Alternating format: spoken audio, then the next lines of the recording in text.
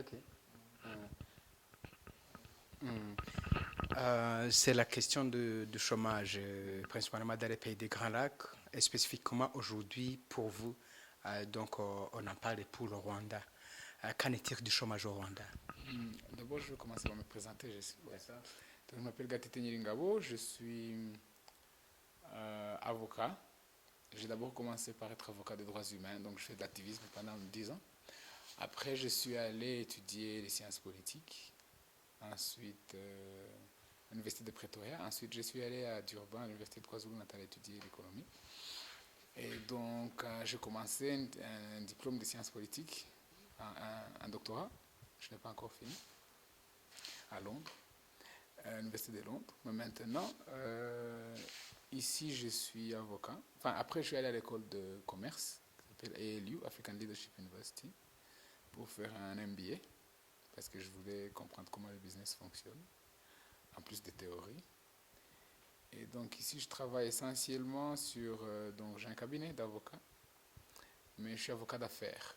J'avais, comme je vous ai dit, pendant 10 ans, j'étais avocat de droits humains, mais après, je commence à faire l'avocat d'affaires. Mais je me consacre aussi, je fais pendant 3 ans, j'ai fait de la recherche, comme senior fellow dans un think tank rwandais, qui s'appelle IPAR. Et puis maintenant, je me concentre à la recherche ponctuelle, à des publications. J'ai un blog, et puis j'ai fait du... Enfin, donc je suis avocat, et j'écris de temps en temps sur la politique et sur l'économie au Rwanda. La question du chômage, alors, la grosse question. En fait, qu'est-ce qui se passe? Au Rwanda, nous avons à peu près, allez, plus de 70% des Rwandais ont moins de 35 ans. Chaque année, il y a à peu près 200 000 jeunes qui viennent sur le marché du travail. Et ces jeunes qui viennent sur le marché du travail, nous pouvons en absorber seulement 135 000 chaque année.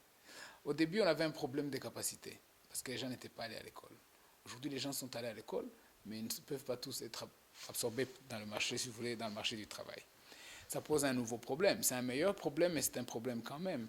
Et puis les jeunes qui ont étudié dans ce monde du numérique, un jeune qui est au Rwanda voit ce qui se passe avec les jeunes de l'Europe, de l'Amérique, etc., de l'Asie.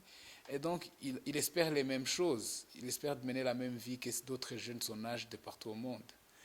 Donc, en 2017, les premiers votants, il y avait 1 700 000 nouveaux jeunes qui étaient premiers votants, signifie qu'il y avait 18 ans à peu près. Ça correspondait à peu près avec le 12,5% des Rwandais qui n'ont pas de travail, qui sont soit sous-emploi, sans emploi ou sous-employés. Sous-employés, ça signifie qu'ils ne parviennent pas à travailler tous les jours et 8 heures par jour. Donc ils travaillent une fois la semaine, quand il y a un peu de travail, etc. Quand il y a des événements, ils font les protocoles, ils font des choses comme ça, mais ils n'ont pas de travail fixe et permanent. Alors, ça ne serait pas un problème si s'ils pouvaient, parce que la plupart des jeunes aussi vont dans des TVET, des écoles professionnelles, mais ça ne serait pas un problème s'ils avaient les capacités de pouvoir créer leur propre emploi, ce qui est d'ailleurs ce que le gouvernement les encourage à faire. Mais alors, pour créer leur emploi, il faut qu'ils aient accès à des financements, enfin, je veux dire à des fonds de start-up, comme on les appelle. Mais le problème, c'est que l'argent coûte cher au Rwanda. Euh, D'abord, les jeunes ne sont pas éligibles dans les banques parce que la banque va vous demander un mortgage, une garantie, signifie un terrain ou une maison. Mais les jeunes qui ont 25 ans, qui ont 20 ans n'ont pas de terrain, n'ont pas de maison. Donc, ils se tournent aux microfinances. Mais les microfinances ont des taux d'intérêt qui varient entre 25%, 17, 25, 30, jusqu'à 35% de taux d'intérêt. Alors, vous ne pouvez pas sortir de la pauvreté si vous devez repayer 35% de taux d'intérêt. C'est une sorte de... C'est un vol. Mais c'est comme ça. Les microfinances aussi ont un problème parce qu'ils disent que le risque est plus élevé.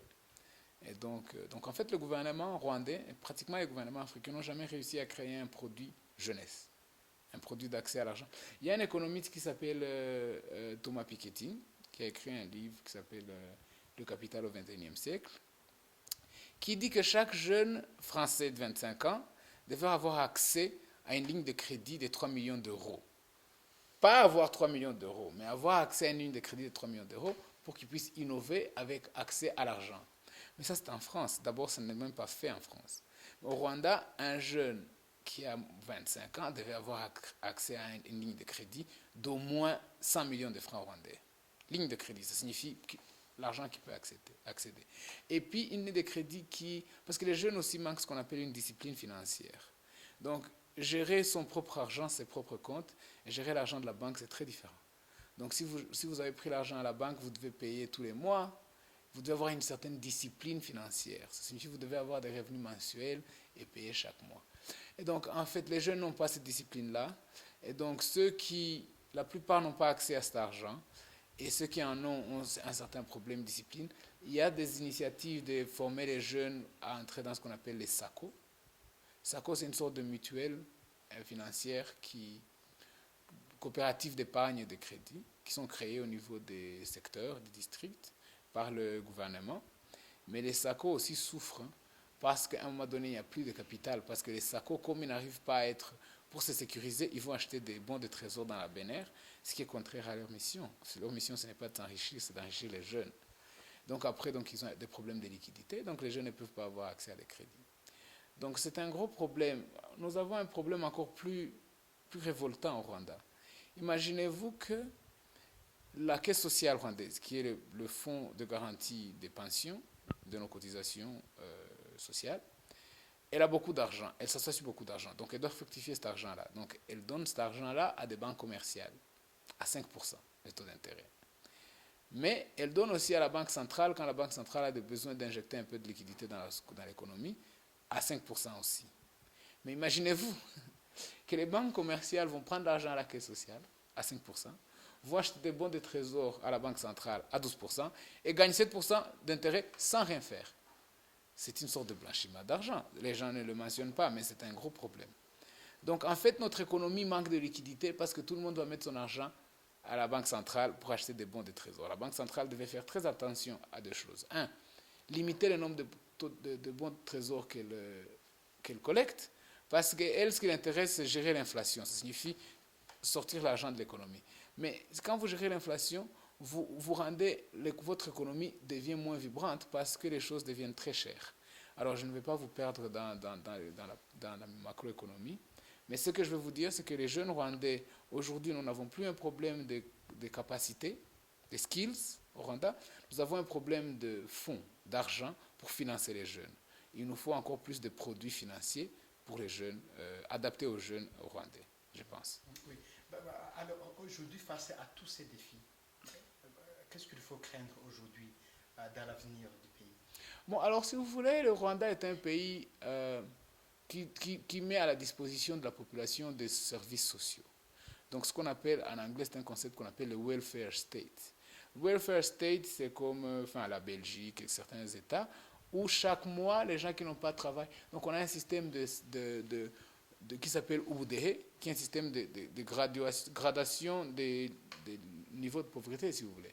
Donc, qu'est-ce que ça veut dire? Ça veut dire que si vous êtes dans la catégorie 1, on vous donne tout gratuitement. Une maison gratuite, une vache gratuite, l'éducation gratuite pour vos enfants, la mutuelle de santé gratuite, si vous êtes dans la catégorie 1. Mais la catégorie 1, c'est qui? C'est des vieilles personnes qui ne peuvent pas travailler, c'est des personnes qui sont physiquement... qui vivent avec des disabilities, des handicaps, qui ne sont pas capables de travailler.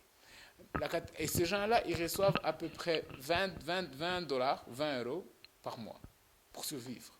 Et puis s'ils ont des enfants, on ajoute 5 euros par enfant, enfin bref. Donc ils ont à peu près 25 euros le mois. Et alors la catégorie numéro 2, c'est qui? C'est justement ces jeunes-là. Donc la catégorie numéro 2, c'est des jeunes qui n'ont pas les capacités de travailler, mais qui sont physiquement aptes. Qu'est-ce qui se passe? L'État les donne du travail et puis les paye à peu près 40 à 50 euros par mois. Donc qu'est-ce qu'ils font? Ils font des routes, ils font des constructions des districts, des secteurs, des écoles, des hôpitaux. Mais en même temps, on leur donne aussi de la formation professionnelle pour qu'ils puissent apprendre des métiers.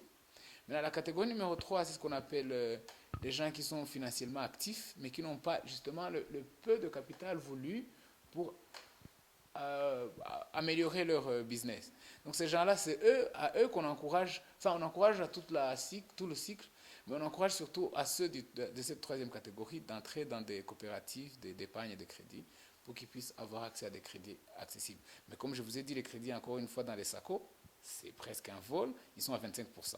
Les taux dans les banques sont à 17, 18%, 19%. Dans les SACO, ils sont à 25%. Donc vous vous rendez compte que l'argent pour les pauvres est encore plus cher que l'argent pour les riches. Les riches peuvent négocier jusqu'à 10% de taux d'intérêt.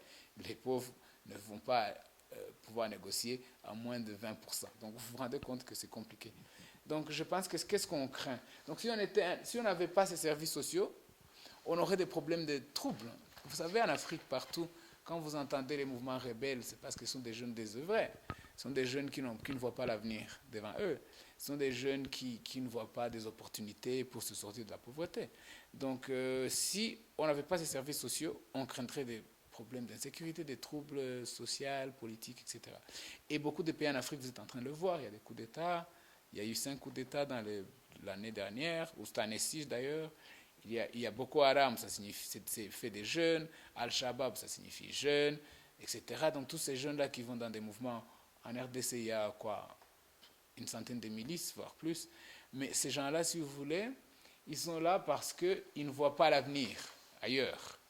Et c'est pour ça que vous verrez à Kampala ou à Nairobi, quand il y a un politicien qui a envie d'agiter la ville, il appelle des jeunes pour le suivre en espérant avoir 50 shillings, 100 shillings, parce qu'ils n'ont rien d'autre à faire. Ils n'ont pas d'avenir devant eux. Donc en fait, c'est un problème africain qui va nous affecter quoi qu'il arrive. On ne peut pas être un havre de paix dans une région qui est... On va avoir un flux, on risque d'avoir des flux migratoires comme ceux qu'ils ont. D'ailleurs, les Occidentaux mettent au devant de leur politique un problème de migration venant de l'Afrique. Mais en fait, 80% de la migration africaine se passe en Afrique, entre pays africains. C'est pour ça qu'au Rwanda, il y a beaucoup de Burundais, des Congolais, des Ougandais qui sont ici pour chercher du travail. Alors, donc, on ne peut pas faire cette politique de service social si toute la région ou la sous-région, si vous voulez, ne s'y met pas. Parce que, ouais, voilà. Brièvement, en 2 minutes, qu'est-ce qu'il faut justement pour essayer de tenter d'y en sortir? Alors, si vous voulez, les économies africaines, parce ils ont tellement besoin des fonds de l'FMI et de la Banque mondiale et des bons, de bons sur les marchés, ce qu'on appelle le Paris Club et le London Club. Donc c'est l'argent des privés qui peuvent acheter sur les marchés des capitaux. Comme ils ont besoin de ça, ils doivent se plier à des critères critères financiers, politiques, monétaires, financières, des systèmes de notation internationale. Mais maintenant, vous avez une société 80% vieillissante en Europe dont les gens ne sont plus économiquement dynamiques, ont envie d'économiser leur argent pour acheter des maisons, pour payer l'asile pour personnes âgées quand ils n'ont plus de travail. Et vous voulez créer un même système économique qu'un pays comme l'Allemagne, qui est vieillissant, ou l'Italie qui est vieillissante. Donc, qu'est-ce qui se passe? Donc, vous créez un système économique qui n'est pas adapté à votre population. Mais parce que vous devez remplir des cases de Moody's ou de Standard & Poor's pour regarder votre indice de notation. Mais en fait, cet indice de notation biaise finalement.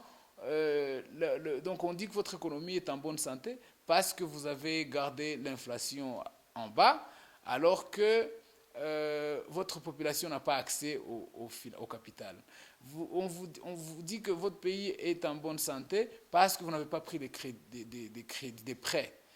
Tout le monde qui dit que l'Afrique prend beaucoup de prêts des Chinois, ils sont endettés à 200% de leur produit intérieur brut. Donc en fait, toute l'économie mondiale, il faut réimaginer l'économie africaine, en l'occurrence l'économie rwandaise. J'arrête pas de le dire. Il faut complètement réimaginer l'économie rwandaise pour que même si on n'est pas bien coté, évidemment on a besoin des capitaux venant d'extérieur, de ce qu'on appelle le foreign direct investment, c'est vrai, c'est très important, mais il faut vraiment réimaginer comment notre économie puisse être adaptée à notre clientèle. En fait, la clientèle, c'est qui? C'est les jeunes. Je vous ai dit que 70% ont moins de 30 ans. Donc, il faut penser l'économie sur base de cette démographie.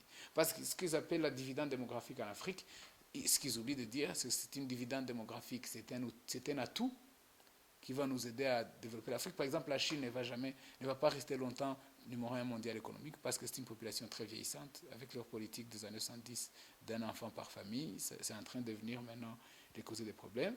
Mais l'Afrique, qui est finalement en phase de devenir le leader mondial parce qu'il sera la population la plus jeune, c'est aussi une bombe à retardement. Si ces jeunes-là n'arrivent pas, c'est une bénédiction ou bien c'est un challenge si ces jeunes-là n'ont pas accès au travail et à la bonne vie. Ils vont se révolter et ils vont virer tous les vieux dirigeants africains dont ils accusent de ne pas, et à juste titre, de ne pas promouvoir leur développement.